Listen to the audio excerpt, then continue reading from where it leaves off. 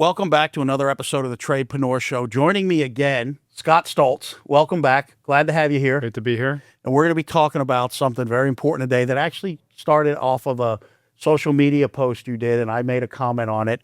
And so let's get into it. So in the context of a social media post you put out, right, you were talking about how in this day and age, 2026, certain things, your past, that's like your story, that's your journey, but it doesn't really apply to other people and like especially employers you're applying at or working for.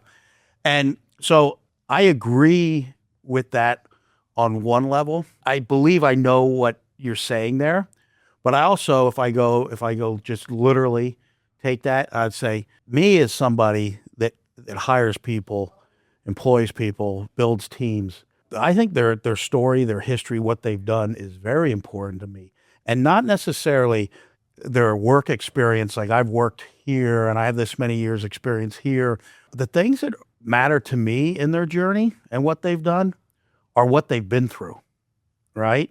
And so it tells me a lot about an individual. I was sharing with you a hire we made, and part of their journey, right? And it wasn't really the jobs they did as much as why they did certain jobs and how they excelled at those jobs and why they had to change jobs. That part of the story to me told me a lot about that person's character. So I think you probably, when you read it, right, you listen to something on social media and you did a great job with your clip, you can only take away your perspective. And that was my perspective on it. I want to hear your perspective. Well, I'll start by saying we are probably 99% aligned. I think what you just did is you validated and affirmed where I was going with that. You did share that story with me earlier today, and I was inside very happy to hear it. I didn't comment at the time, but I think you're exactly right. We're looking what people have been through. We're looking at the skills, habits and characteristics that they've developed over time.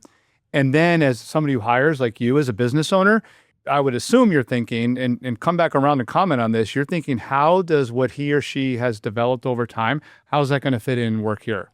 Yeah. That's what I felt I heard from you. So in my clip, what I was saying was more of the credentials, the degree, although there's a few schools, I would admit, that still will stand out. And we know, we can guess what some of those are, but the degrees and the credentials and certifications are less than, just because a lot of what those things stood for in the past, AI and technology has now given us access to much of that. Mm-hmm. Yeah. So it's more of what have you built yourself into? And then how am I going to bring that as I bring solutions to my employer? What is that going to bring to that employer? That's where I think we're right on the same page. Yeah, and to your point about solving problems, you said it towards the end of that clip. That's exactly right. Like if you're going to go in and you're looking for employment, you're looking for an opportunity. What I want to know, I'm talking to you, and I have an opening because I've got a problem, and that problem goes deeper than I need more technicians, I need more CSRs, I need more of this. It goes to I need the person that solves my problem. Part of that problem is, yes, I have an opening, I have a vacancy. I have to have somebody do that work. But if it ends there, I can hire anybody, right? I'm going to hire the person that brings me solutions, right? How do you solve my problem beyond that? Low average ticket, customer satisfaction, quality of work, promoting the business, right? If a technician comes to me and they tell me how they're going to come on board and they're going to do this, and this, and they'll promote the business because they believe in this and that's worth something.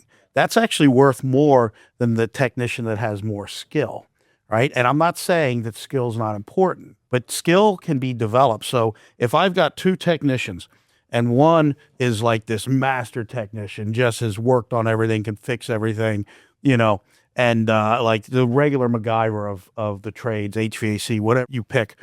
And I got another guy over here who's kind of just coming through his journey, and he can do stuff, but he's still learning, right? However, both of those can solve my problem about putting somebody in a truck. But which one can solve my real challenges? Which one brings solutions? Which one raises customer satisfaction?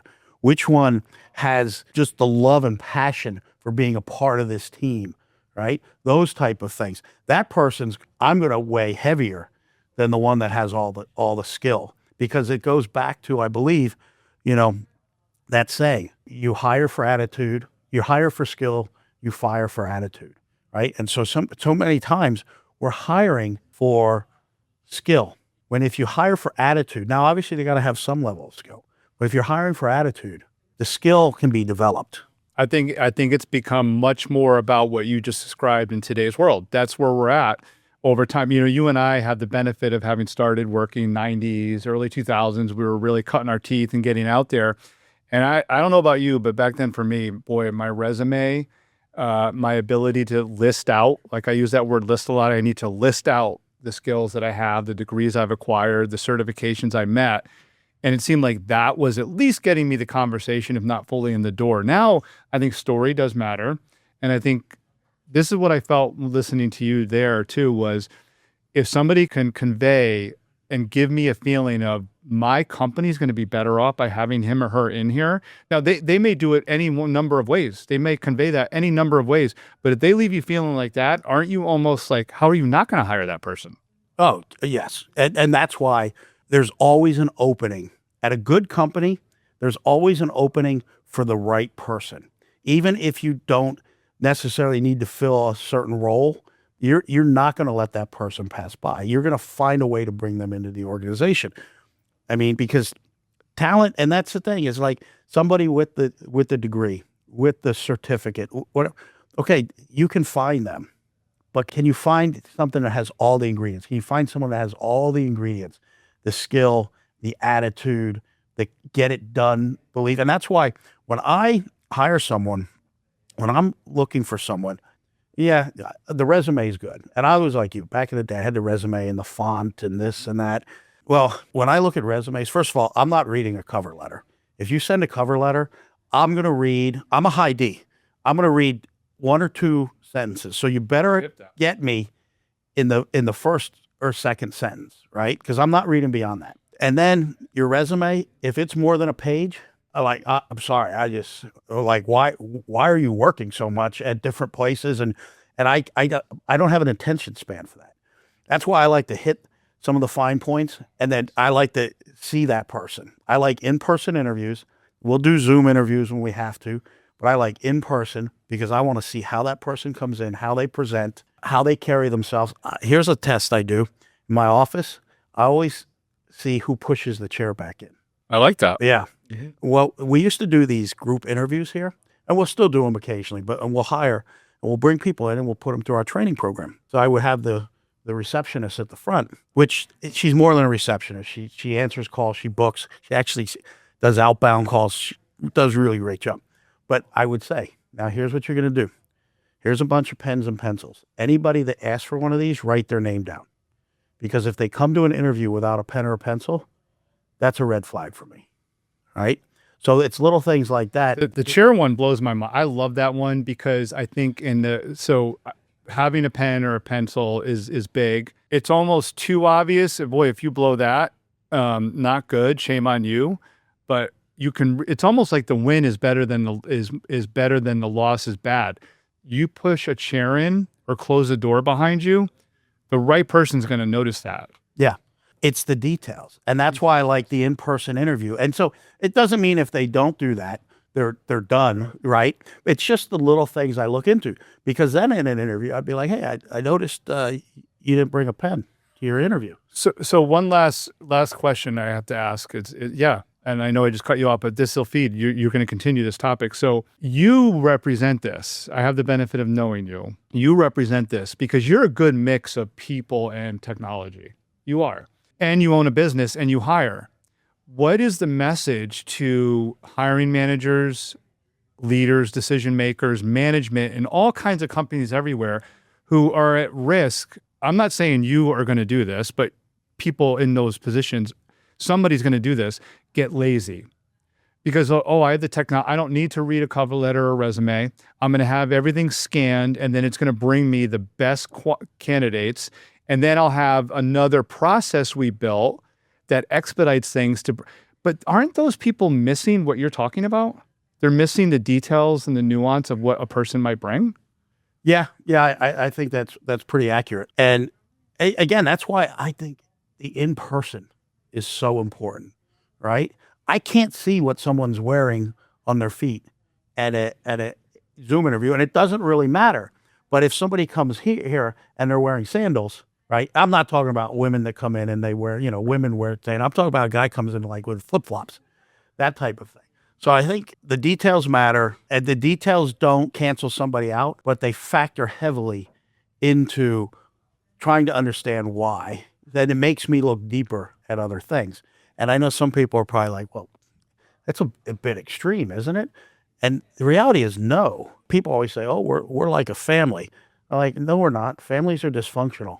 We're not like a family. And families are supposed to be dysfunctional, right? You know, call I just had with my sister, right? I share with you. That's family, right? And that's not a bad thing. It's just the way families are, because you're with each other. You have no choice. So you better learn to love each other.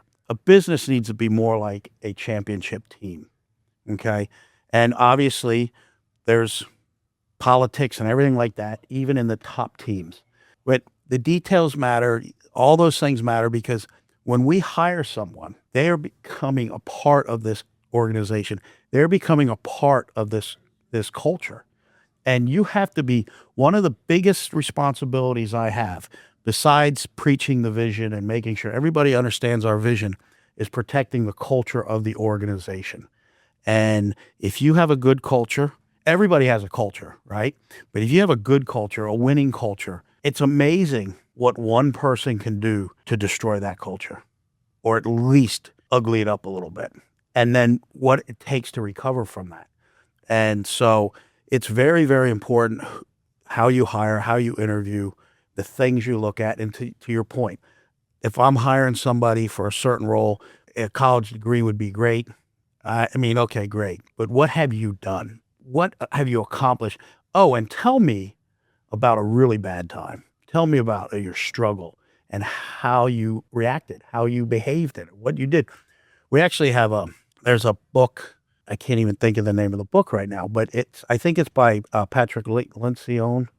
I don't know how to say his name, but anyways, it's about the ultimate team player and how to hire. We have a set of questions. There's about, I think, 9 questions. And we have everyone who applies fill out those questions. And those questions are specifically designed, and they are humble, hungry, smart, right? Are they hungry? Are they humble? And are they smart? By smart, emotional intelligence, smart, right? And I know that's all like the craze word sometimes, but you want somebody that has some emotional intelligence. And so we ask those questions. And I'll tell you, one of the questions on there is, tell us about the most difficult thing that happened to you, or tell us about you annoys other people. Questions like that. Tell me about your first job. And so those type of questions give you great insight into somebody, into their character and who they are. And again, it's not like there's any magic answer to that. And it's great to have an interview around those questions. Okay, now tell me more about this first job. All right. I had a kid we hired. He said, biggest screw up is I worked at this fruit stand and I closed up and I left the money bag in the stand overnight. And he was beating himself up over it. But now he said, okay, well, how did it happen? What did you do about it? Did you just get there the next morning and like not let anybody know? Or did you say, hey, this is what happened? So those are really important traits to have in somebody. And so those are some of the things we look for. Do you think leaders need to invest? If say a business owner, somebody just bought a business and they're 6 months in, and they came to you and said, Patrick, what's some guidance you can give me? Would you include in that conversation that they need to be as invested in culture as they are in the financials and the growth of the business? Yes. I mean, it's the culture. You're going to set the tone for the culture, right? And I wasn't always good at that. When I was the general manager, I worked for Frank Harrison, and he was the CEO. Frank used to introduce me sometimes to people. Oh, this is my asshole, right? Because I was like a drill sergeant. I ran things pretty tight and things. And there was a time where I took pride in that. but I also knew that I was limited in that being looked at that way. Yeah, there'd be a ceiling to it. Yeah. And I knew that going into the role of a CEO, I had to evolve. And I realized how important my role was, and how much, when I was in my role, how much better it allowed Frank Harrison to run the business, look at the numbers. And he was fantastic at building the culture. He was really, really good at it. And so I took a lot of lessons from him, and he spent as much time, if not more, on the culture and the vision as he did on the financials. Because the financials are telling you a story. The culture, you're living. It's your everyday, right? The financials are a look back in time. And that time might be an hour ago or yesterday. But the culture is going to dictate what those financials look like tomorrow. And when we get together as a team and we're aligned and we know the vision and we have a strong culture, we go out and deliver phenomenal results. So I think the culture is almost everything. I say almost because I think it's like a good dish. You're going to have many ingredients, right? But you're not going to have a good cake unless you put all the ingredients in. But if you leave out the sugar, you're going to know something's missing, right? So, and I kind of look at that as culture. It's one of the key ingredients to have the product that you want. So important. Yeah. So with that, it's another episode of the Tradepreneur Show. Thanks for listening. And we had Scott on site, and a good friend. And I hope you enjoy the show. Please like, share it, and thank you for your support. Until next time, be great and win the day.